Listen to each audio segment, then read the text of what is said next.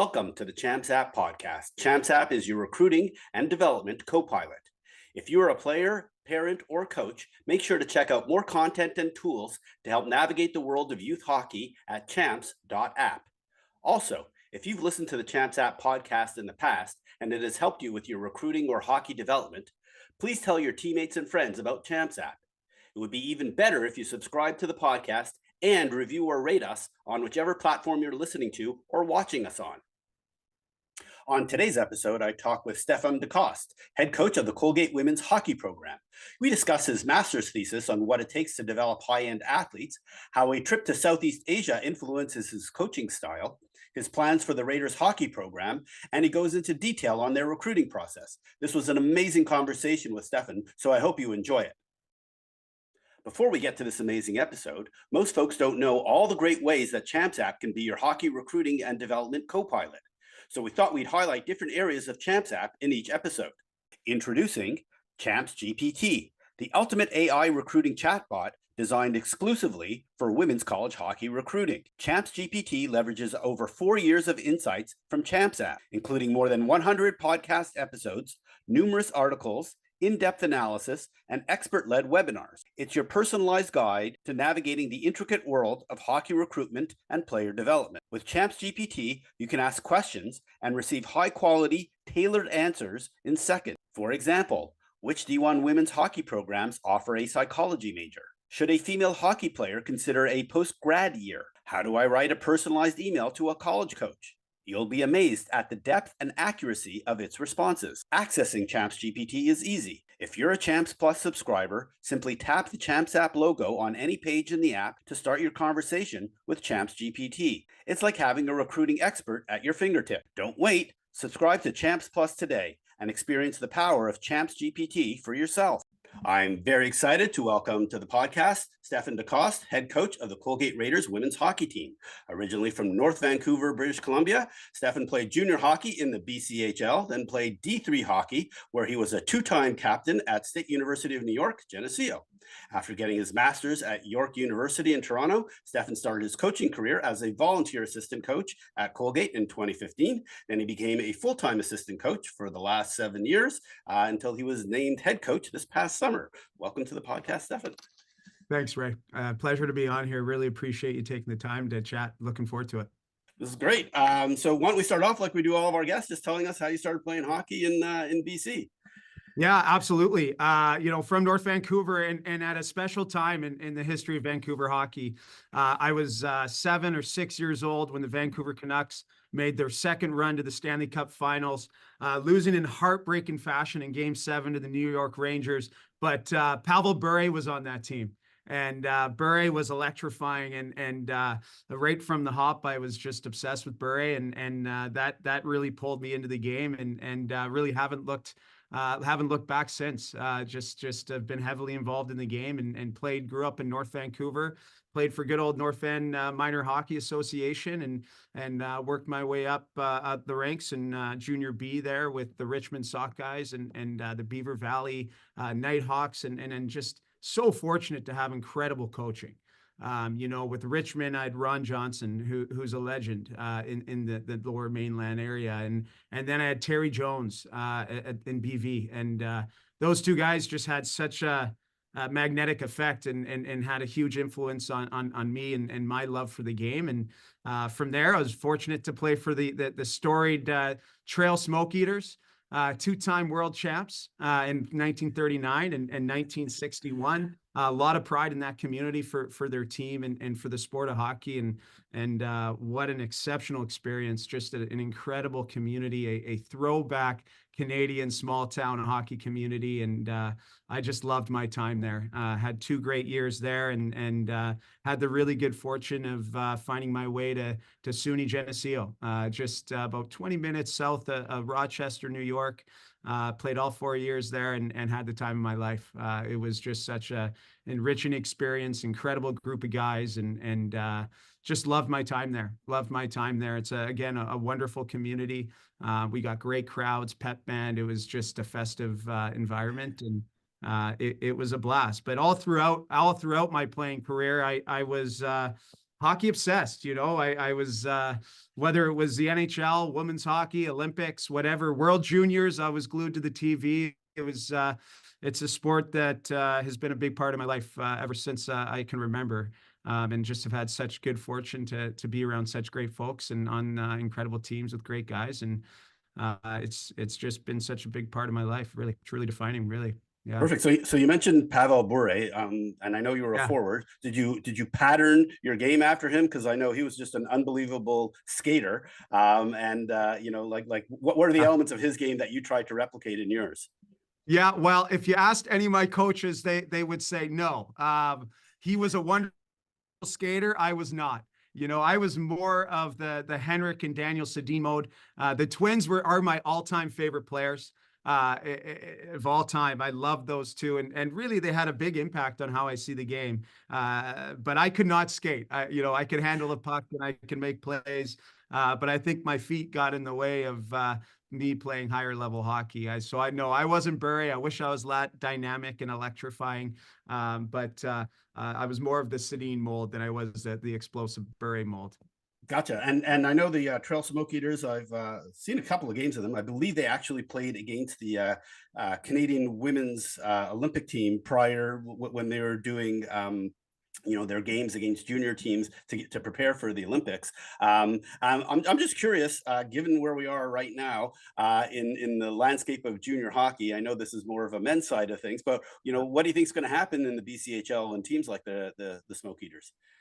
Yeah, I'm concerned for the health of that league, frankly. With the move they made to rid themselves of Hockey Canada last year, and now with the news with the NCAA allowing major junior players eligibility, certainly concerned for the health of that league. And it's such a great league, and it serves such a incredibly powerful purpose over the years in advancing players, being the primary source of advancement through Canada to the NCAA, the BCHL. Now with the way things are and the prospects of collegiate programs partnering up with major junior teams, yeah, I'd say, concerned for the health of that league, because there's so many great communities littered throughout BC and now Alberta and into Washington that do an incredible job. And those communities are so attached to those programs, and you hate to see it. So hopefully, hopefully they can figure something out and keep things moving forward in a healthy way. Because I truly had a tremendous experience in trail. Gotcha. All right. So now let's move over to Geneseo. Yeah. So I noticed on your elite prospects profile that you only played 13 games in your final season. Was that due to injury, or were they shortening the bench on you? No, I unfortunately a game in Buff State in January, I got took quite a lump in the neutral zone and a bit of a pretty serious head injury, and that was the end of things for me from a hockey standpoint. It was probably my fourth or fifth significant head injury. So from there I was sidelines and now I quickly transitioned into a recreational player after that. But my love for the game it didn't dissipate, and I knew I wanted to be in and around the game in some way, shape, or form for sure. Gotcha. Is that the reason why you didn't try playing pro after your college career? Is that why? Yeah, and it is. I wasn't in a position to continue playing, and took a little break from the game. In fact, I ended up doing something a little unconventional. I got a backpack and I backpacked around Southeast Asia for 7 to 8 months by myself and just explored, met people, and kind of saw the world through a different lens. And it was just an exceptional experience for me personally. And then that led into my grad school in Toronto at York University. So I stepped away from the game a little bit for 3 years, but in my second year of grad school, I ended up coaching a midget A team in North Toronto, and just it was an incredible experience. What a great group of kids, and we ended up having quite a bit of success that year, and it was a lot of fun. But I'm sure you've been to Toronto. It's a pretty neat place from a hockey culture standpoint. And being from Vancouver, I never skated on ice. I never skated on frozen ice. So when I was in Toronto, they got rinks around every block. So that's how I stayed connected to the game before coaching. But I took a bit of a detour from the hockey world for a little bit. Nice. Okay. Yeah. But by the way, I did live in Toronto for about 3 years, so I'm very familiar with the with playing on some of those outdoor rinks.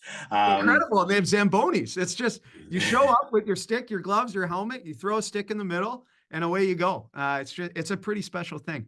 Nice. All right. So so why is it that you chose to do a Master of Arts at York University? How did it lead to that? And what did your experience in Southeast Asia, teach you, in order to kind of start going down that path? Yeah, I think there's a lot of value in seeing the world through various different lens, I've always been fascinated by different cultures and ways people do things, it was an exceptional and informative time for me, meeting people from various different places of the world and getting a sense of how, there's more than one way to do things, so it just opens your mind and it opens your world, I've always thought that's a healthy thing and something that I wanted to do for myself. And I think it's lends itself to being a bit more empathetic and sympathetic of others and what they may be going through, and that's a big part of what we do here as coaches. As it relates to grad school, I've always been curious about, funny enough, Ray, my thesis topic was the geography of elite player production. So studying where and why players come from where they come from and why they're produced where they're produced. And I've always been fascinated by that, a bit of a hockey nerd growing up. And, it took a couple of years to dig into that and to learn more about what those elite environments look like across the world, frankly, and what some of those common principles are. There's no accidents. Players come from certain pockets for a reason. So really interesting to roll up my sleeve and dig into that. It was awesome. So I need to ask you, what were the conclusions from it? Because one of our themes for Champs App in the month of December is what it takes to be the best of the best. And so, what were your conclusions? It's typically rooted in culture.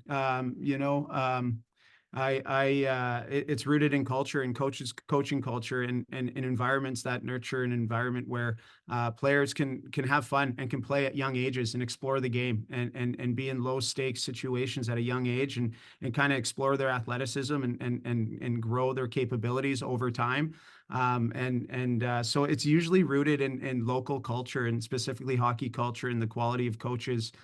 For instance, I studied Trail, British Columbia, where I played junior hockey. And as I alluded to, Trail won 2 world championships in the middle of the 20th century. And what happens is those guys worked at the smelter factory. And so they would punch in 9 to 5, then they'd go to the hockey rink. And back then, senior hockey was as good as the NHL, but it paid better. And so those guys stayed in the community, and then they coached their kids, and then it reproduced itself. And those types of environments and cultures exist today if you look hard enough. So really just supportive environments where players are encouraged at young ages to explore their athleticism and be in low stakes environment, play informally on the outdoor rinks and unstructured environments, all that good stuff that we all talk about today. But it's a pretty neat thing to dig into. And whether it's soccer or hockey or whatever the sport is, those principles typically are the same from sport to sport. So it's a cool thing for sure. Wow. Okay, great. I'm glad we went down that path to learn more about your thesis. Okay, but we do need to start getting to Colgate. So how did you end up as a volunteer coach back in 2015? Yeah, I saw. So my wife's from New Hartford, New York, Utica, which is about 35 minutes up the road. And saw there was an opportunity, a volunteer opportunity with Greg Fargo's staff at the time. And it was to be a director of hockey operations, which wasn't necessarily the capacity that I wanted to be involved hockey-wise. But I picked up the phone, I gave him a call, and that was about a 75-minute call right off the hop. And I thought to myself, I'm really impressed. I was really impressed by Greg and the way he presented himself and the vision he had for this program, and his philosophies really seemed to align with how I view things. And from that first phone call, that kernel turned into a pretty special relationship and friendship. And I just had a feeling I've always been an advocate of the people to a large degree make the experience. And I've always chased the people that are, people first. And I was just impressed with Greg, and I took a leap. And decided to be the volunteer coach that year on staff with Greg and his assistants, Josh Skiba and Sophie Leclerc. And what a decision that ended up being. Just incredibly fortunate to have had bumped into Greg at that moment in time, and things kind of took off from there. Perfect. All right, we're going to get back to Greg and the kind of the culture that he's built, and and him taking Josh Skiba everywhere he goes. But let's get into Colgate first. We'll just talk about Yeah. the school, Hamilton, New York. Not that liberal arts school, 3,100 students, not very big. Maybe just talk about the school, and then maybe get into the facilities from a hockey perspective. Yeah, it's a special place, Colgate. I've been here 10 years, and you said it, 3,200 students. Liberal arts education, and it's a school that provides an incredibly unique experience to its students and student athletes.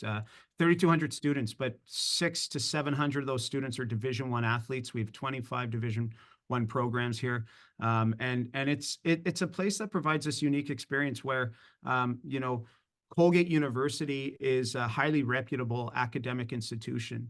It is a top school in the United States. And we feel it's a place where you can have the best of both worlds. You're going to get an elite academic experience that's going to challenge you in the classroom, and then you can come down to the rink, which is about a 4-minute walk. The rink's 5 minutes from anywhere in Hamilton, New York, which is a huge advantage. And you can come down and get a world class athletic experience within our program here, and know that you're going to be in a program where you're going to be competing at a high level against top programs, and hoping to play in March for big things together. So it's a challenging institution, but it pushes people beyond their comfort zone. It really is a place that allows you to do your best work, both in the classroom and on the ice. And the folks here are so incredibly supportive. The community in and around Colgate is special. The people here at Colgate are fully invested in their students and their student athletes. They want to see them succeed. They're not just a number. They know you're from, in Avery Pickering's case, they know you're from St. Adolphe, Manitoba. They know you have a brother, two brothers, and your parents. And it's a personal experience that's personalized. And that for us is unique. That's not something you find everywhere. And we feel that type of environment, it allows athletes to settle in and to really do their best work, because they are taken care of and they compartmentalize things here. And when they're at the rink, they can be at the rink. When they're in the classroom, they can be in the classroom. And so, it's a tremendous place with great people. And it's somewhere that I feel so fortunate to call home. I love this place. And maybe just talk about the facilities from the hockey perspective. I know you got the class of 1965 rink. Maybe just talk about what it's like to actually be a student athlete on the hockey team. Yeah, you can see it in behind you there. We love it. It's so grateful for the support we have athletically here. Our school takes great care of us, and the rink is evidence of that.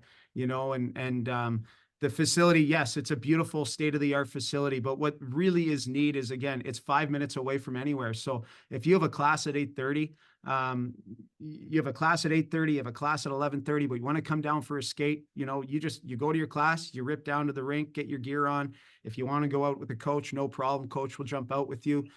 If you want to just go out by yourself with AirPods in, that's available to you as well. The rink is ours. Our players have access to the rink at any time they'd like to get on the ice. They can jump on the ice with or without coaches.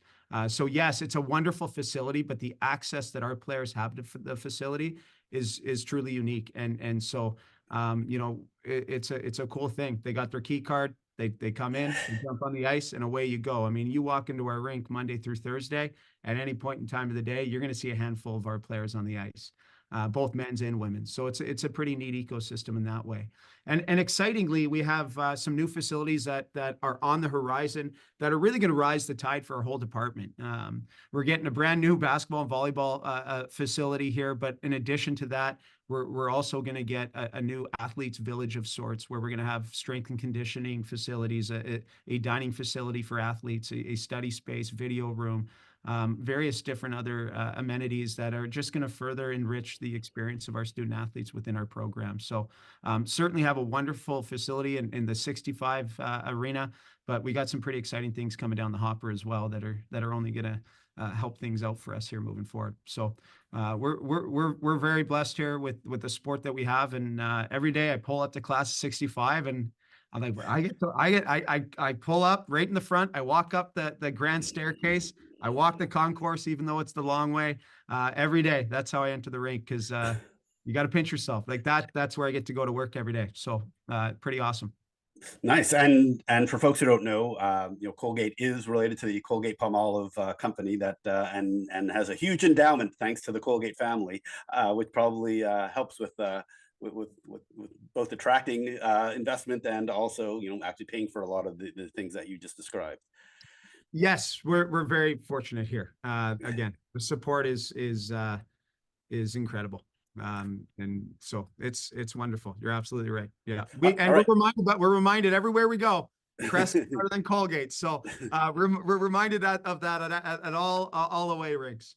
Perfect. All right. So let's just talk about the culture that you referred to earlier, and especially the one that Greg Fargo was really, left his fingerprints all over. Let's just talk about the three words: "We play free," and what that's all about, especially now that you've taken over as the head coach. Yeah, and that's it's foundational. As coaches, we want to build an environment where our players can play free. And what does that mean for us is to play free is to be entirely present, to be where your feet are, to be in the moment, to not allow external noise to have impact on your athletic performance. And so we feel that when our players feel comfortable to be their true selves and are where their feet are, that's when their athletic performances are optimized. And frankly, that's when they're having the most fun doing it. And so everything we do as a coaching staff is to build an environment that enables that. And so that's various different things. It's not just one thing, but as a coaching staff, we need to be organized. We need to have a plan. We need to have a style of play. How we practice is really important. How we show film is really important. How we do skill work and how we emphasize skill work is really important. All those various different variables contribute to building an environment where players can play free. And when players can play free, they can play at the height of their potential, or they can reach to the heights of their potential. And that's what we're in the business of. We want to have an environment that is centered around development. We feel that we can have a primary focus on player development while also having collective team success. We think that's something you can do. And that is our aim here at Colgate. And so it's those three words mean a lot to me personally, and certainly to our program. We talk about it quite a bit. So now let's convert that into like practical play. I believe there's also 5 kind of sub principles to this, which are possess the puck, make plays, hunt the puck, no limits, and team first. Maybe just talk about the actual style of play and what those 5 sub principles kind of mean to We Play Free.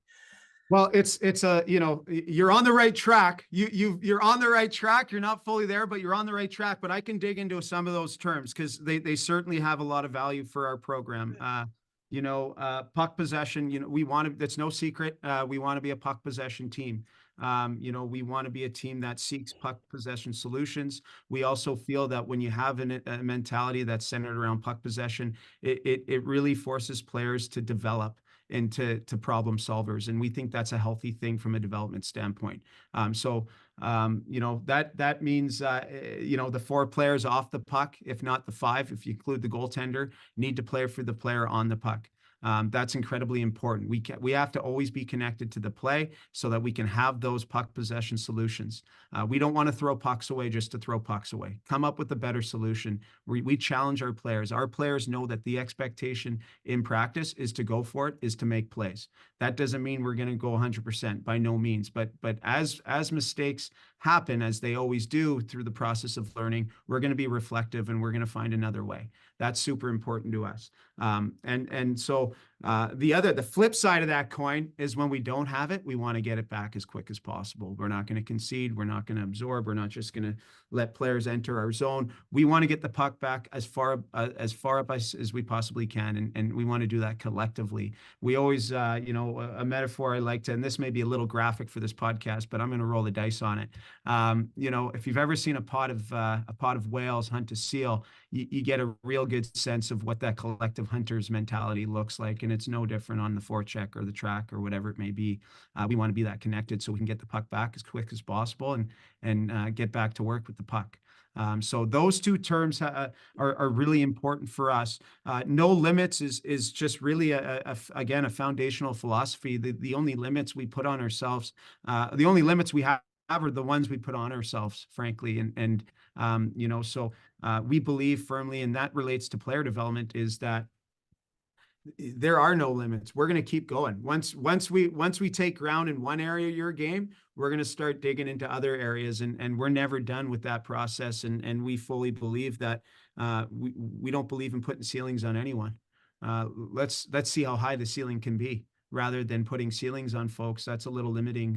We want to be a little bit more open-minded and continue to push our players throughout the course of their 4 years here to keep reaching and have that no limit mentality. That's important from a development standpoint. What am I missing? I think I missed a few. Team first was maybe the last one that we should cover.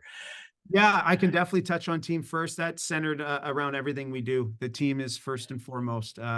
It's about the team. It's about being a great teammate. When a team is firing on all cylinders and has that sense of cohesion and unity and trust, that's when the math gets all funky. That's when 1+1 can equal 6. That's when some magical things can happen. And for us, we're always chasing that in everything we do. It's about the team. The team's first in all decisions that we make, and that's a healthy thing in life. Beyond hockey, when you're on a different form of team, whatever that team may look like, the best teams are teams, not teams with a bunch of individuals. So that's something we preach on a day-to-day, and whatever it may be. It might be at meal, it might be loading the bus, it might be unloading the bus, whatever it may be. We want to be team first in our pursuit. Perfect. All right. So you got all these kind of philosophies of how you want to play and how you want to execute. Now Greg Fargo is the leader who kind of brought the system into it, and Chelsea Walkland also left over the summer to go to Bishop Kearney. Greg went to the PWHL. He took Josh Skiba with him from Union. So I'm just and you had to replace a couple of folks on the staff, including you moving up to the head coaching position. Maybe just talk about the new staff and how you're all working together now to keep these principles, being applied properly. Yeah, it's we feel incredibly fortunate. We feel as though we hit home runs. So fortunate. Brianne Wilson Bennett, Bree, to have her by my side throughout the whole process, throughout the summer and into the fall was can ask for a better running mate there. She was exceptional, and I had the good fortune of coaching Bree actually for 3 years, and Bree was an assistant captain on that 2018 Colgate team that ended up making a run to the national championship. She's just a person of incredible character, integrity, hardworking, caring, empathetic. So fortunate to have her on staff and to have the pedigree she has as a former player, both collegiately and professionally, is huge for our women on our team. And then two new faces. Was able to bring in Alex Gettens. He was formerly the associate coach at the University of Vermont. Just exceptional. Again, I feel so fortunate to have been able to bring in such high quality people, and our women are benefit from that on the daily basis. Alex his emotional intelligence is off the charts. He's caring, he's empathetic, he works hard. He's passionate and devotes a lot of his time to the growth of our players. And so just very fortunate. And then Trevor was able to bring Trev in, and he was formerly at Adrian, and he's passionate. He works. He's innovative. He's able to think outside the box. I don't think he ever leaves the ice. He's on the ice 24/7. And so just another great resource for our players from a development standpoint. We've come together really nicely. I feel very fortunate to have such exceptional people in and around our program. And that's one thing I certainly learned from Coach Fargo is people matter. And so when you bring a great people in, good things tend to happen. And so very grateful for them, and things are rolling great right now. It's kind of nice to get a bit of a pause on things. Alex's first day was August 21st, and Trevor's was September 11th. So it's been a bit of a sprint for everyone, and this time of year is kind of nice. It comes at a good time, and we can kind of pause and reflect and see what we got to continue to do, see what we got to stop doing, and see what we got to start doing as a program. Yeah, no, I noticed you have no games in December, which is somewhat unique. So it's good that you get such a big break. Can we just talk about your roster for a second? Because generally speaking, you have a small roster, and you lost a couple of key players like Danielle Sardachny, who graduated and now playing in the PWHL. You lost a player to a major WCHA team that was one of your key defenders last year. So you only have 18 skaters in 4D, although I think you've overcompensated then on the goalie side. Maybe just talk about how you how the team is with basically with such a small roster that you have that you're playing with. So.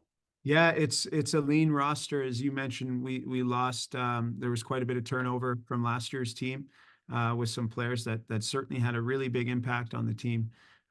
We also had some injuries preseason, which also has impacted Oh, yeah. our numbers. So we're certainly lean. But that's where you gotta really leverage that notion of being team first. Like, it's about the team. It's about building cohesion and trust. It's about coming together and so what, now what do we got to do? Who's got to step up? It's been this collective mentality where people are stepping up, and it's been a lot of fun to be around. It's a tight-knit group. They work exceptionally hard. They compete and practice Monday through Thursday, and they play for each other. And so it's been a unique experience. No one's overly upset with ice time, which is rare. But we've just be resourceful, make do. We got to be certainly cognizant of what the physical toll is on their body from week to week, and we got to structure things from a coaching staff perspective in order to optimize performance come the weekend. But it's been a great experience, and it's been unique in many ways. But we've enjoyed the challenge for sure. So let's talk about playing in the ECAC. 12 teams, largest conference and probably the toughest conference given all the top 15 teams that are in there. And you have the tough part of your schedule still ahead of you with Cornell, St. Lawrence, Clarkson. With Tony's doing with Union, getting some great goaltending, and obviously you got some more games against Quinnipiac. What is it that that you have to do to actually just come out even near the top in the ECAC, given how competitive it is? Yeah, it's a fight. It's a fight, and I'll tell you, more than ever, I've been in the ECAC. This is my 10th season. This is as competitive as I've seen it. It is hyper competitive. There's truly no easy nights. And what a privilege that is. What more would you ask for? You want it to be a challenge. You want it to be hard. Let's not wait for it to be easy. Let's prepare for things to be hard. And I think that mentality is really important and serves you well in the ECAC, because there aren't going to be easy nights. And our first half has been proof of that. The games have been really tight, largely 1-goal games. And so that benefits all parties headed into February, March. And we don't really break our season down into the tough parts coming up. We view every weekend as a significant challenge, and one in which we're going to learn a lot about ourselves, and that's how we kind of approach it. So it's a privilege to be in this league, and I think a big part of it is there's some exceptional coaches in our league that do a wonderful job and make it competitive for everyone, and so incredibly grateful. You don't get better without competition. And so we're not going to shy away and run away from it. We want to go right at it. And learn about ourselves, and that's what it's about. So Clarkson is the only non-WCHA team to win a national championship. They've done it 3 times. You guys have just been consistently in the top 10, but have not been able to break through. What's it going to take for you guys to beat a WCHA team? And let me get even more specific about that. When you look back on your last 2 losses to Wisconsin in the national playoffs, what would you have done differently when you go look and watch the video from those games? Would have scored on the 2-minute 5-on-3. Let's start there. No, I can't. Those games are so marginal, Ray, and frankly, when it's that tight, there's a lot of things that go into winning them. that we were proud of the way we played against Wisconsin. It was 3-1. They got an empty netter with 20 seconds or so left. We thought that we had the lion's share of scoring chances in that game, and we're a little disappointed in our special teams. I'm sure that would have made a big difference for us. But that game we felt could have gone either way, in our opinion. And then, the year before that, you lose to Yale in overtime, another 1-goal game. The year before that, you lose to Duluth in overtime, a 1-goal game. In 2018, the national championship against Clarkson, another 1-goal game. So when you get to the end of the road, it's usually really tight, really marginal to really well-matched teams. And so some little things matter. Special teams take on a more of a significance because you don't get many looks. So the ones you get, you want to cash in on. Various different things, but we were right there, and we feel really positive in our process here, and we've beaten Western teams throughout my 10 years here multiple times, and think that's something that we can accomplish. But for us, we're just focused on where our feet are right now and being good today, and stacking a good handful of days. And the more the more days you stack in a row, the more days you accumulate, the more you beat your opponent Monday through Thursday, the better positioned you are at the end of the year to make a good run. I think that's kind of our philosophy here, is focusing on the now, being where our feet are, and being good consistently, consistent at doing the little things. It's not anything big. It's just showing up and doing what we do on a day-to-day basis, with a high standard in mind. And we feel when we do that consistently, we position ourselves nicely. So we're going to get into the recruiting side of things now, but still kind of almost stay related to this exact topic. Do you feel that when it comes to recruiting, because of how successful the WCHA teams have been, that and that your team hasn't been able to break through just yet, that's a little bit of a disadvantage when you're trying to close those 5-star players to come to Colgate versus one of those teams that have won a national championship? Yeah, I think all programs have their strengths. I think all programs have their personalities. We're not interested in recruiting everyone, Ray. We want to recruit the right people who want to be at Colgate.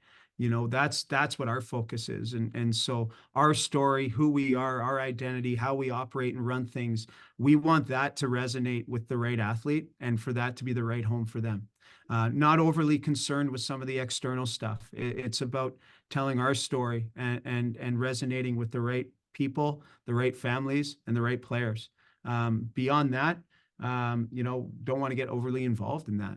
Again, it's about recruiting the right people, and we're very specific about that. We like to play a certain way. We like certain types of mentalities, and so we want to recruit to that. And we feel that best programs typically recruit to their identity. Gotcha. All right. So, I've done a lot of analysis on, where players come from, which schools they go to, et cetera, et cetera. You're one of the schools that only recruits the best of the best. How do you find them? Is it just basically you go to the top national camps of the countries, or you go to the under 18s? Or, are you still going to, just the regular showcases in May, June, July, and things like that? Like, where are you finding these players, and how many of them are reaching out to you versus you kind of finding them? Yeah, well, you don't have the luxury of waiting till the national bodies kind of centralize the players, except for in the States with the 15s camp. But with Canadians, Canada doesn't have that infrastructure in place. So really, it's bouncing around and bouncing around the various tournaments that everyone knows about in September, October, early December. The provincial tournaments in March, April, national tournament April. And then there's various showcases throughout the summer that we attend. But there's this, the World Wide Web, that the internet is a very valuable resource as it relates to identifying talent. And there's opportunity there to kind of turn over some stones you may not have been able to without it. So for us, it's an all comprehensive approach. We are a program that are going to turn over every stone. We're going to have the phone conversations. We want to get to know players as best we can, even before that June 15th window opens. So everything we do is to posture and position ourselves for a productive June 15th. Part of that is certainly identifying players in person, online, whatever that may be. But it's an all comprehensive approach. And really getting a sense for who these players are, what their families value, and going from there. And again, it's finding the right fit. It's not just about getting all the 5 stars. That's not how it goes. And frankly, 5 stars at 16 they're not always 5 stars at 20. And 3 stars at 15 sometimes are 5 stars when they're 19, 20. And so there's some of that. That's a lot of fun navigating that world of who hasn't popped yet, who's going to pop, who's just a little bit behind the development spectrum, and is not just there yet. Or on the flip side, who's reached their ceiling, who's dominating in a way that's not overly sustainable at the youth level. And when they get to the collegiate level where the game changes tremendously, they may not find the same rates of success. So there's a lot of various different things you got to navigate and try to project out. It's not a science. It's tough, and everyone makes mistakes, and that's a part of the process, but it can be tricky, but certainly a lot of fun. So I've been asked this by parents all the time, which is like, how good are coaches at projecting, where players will be? How do you actually do that? Like, how do you say, like, how do you know that, like, oh yeah, they've topped out now at 16, or they still have runway? They're a 3-star now, but we think they could be a 5-star when they're 20. Like, how do you project that? What is it that you're looking for that gives you those clues to do that? It's not a perfect science. I don't have the answer entirely, or else, I'd be a popular guy. I think it's everyone's best guess. We do our best to project out talent, but projecting is a dangerous science because it's not a science. So it's tough to do. I think really you always want to take a look at how youth players, how they achieve their rates of success. What does that look like? Is it projectable at the next level? So I guess you have to understand what is projectable at the next level. That's really important. So tracking how goals are scored, where, how, is important. You have to have a sense of that. But I think it's an unperfect science, and we do our best, and we try to look at various different variables that inform that process. But I don't have a great answer for you. But I think the more homework you do, the more film you watch, the greater sense you have for players' identities and who they are. So I would go there, volume. Watch a lot of film.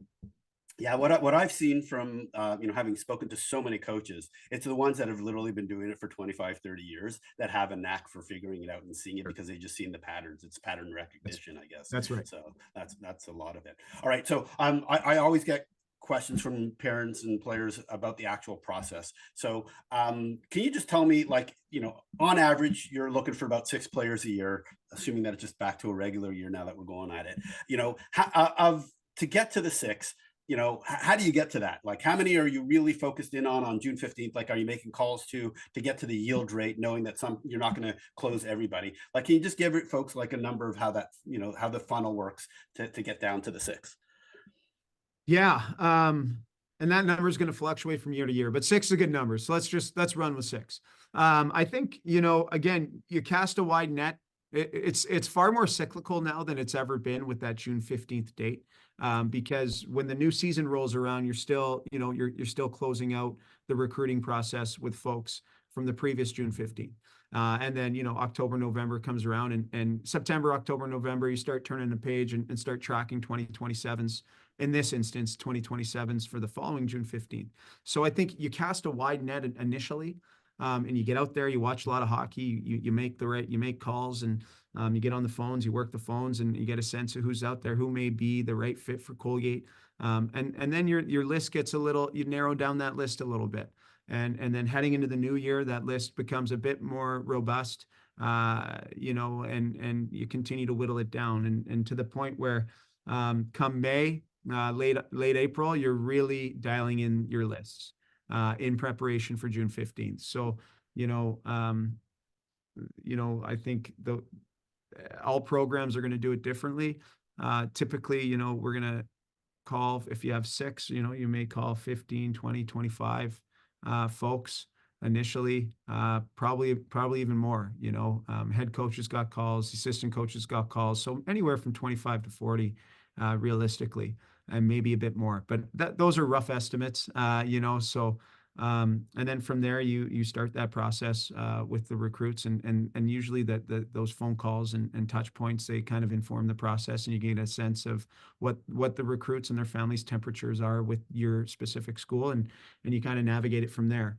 But all processes are very different and varied. Some commit right away, some commit in August, some commit in November, October. So the timing can be a little tricky navigating that.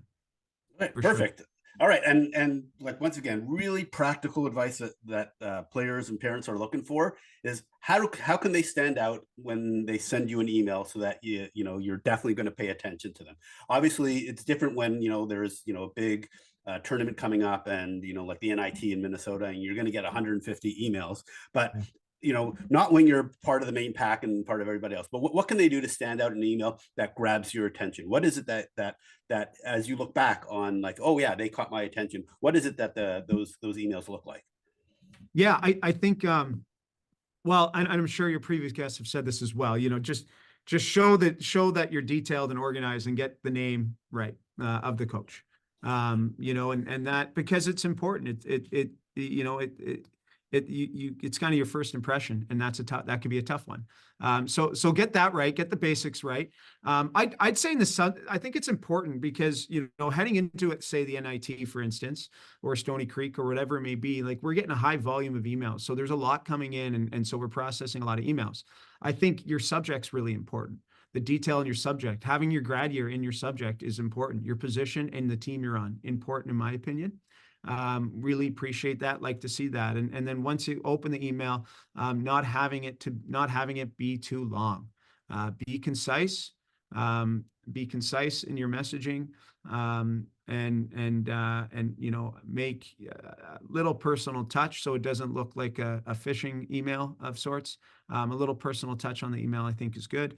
But that's about it. I don't think it needs to be dressed up too much. A link to the Champs website, if you have a profile, would be good, or video, or what that may look like. There you go.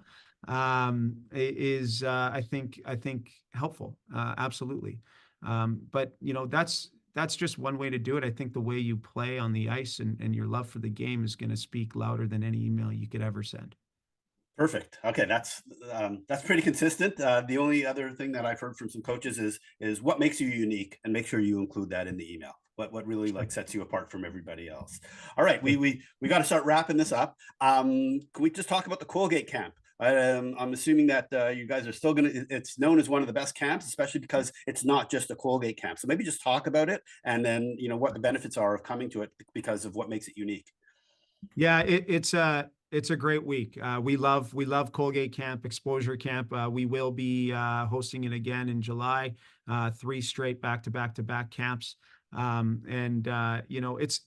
an excellent opportunity for young prospective Division I female hockey players to come to a campus, a collegiate campus, to check out the collegiate facilities, whether that's the weight room, whether that's the class of 65, walk and tour campus. We have our own players work it, so they get to interact with current players, and we have seminars throughout camp on various different subjects that are open to families and players. And it's, for us, like, we just don't want it to be another camp where you write a check and your kid goes to camp.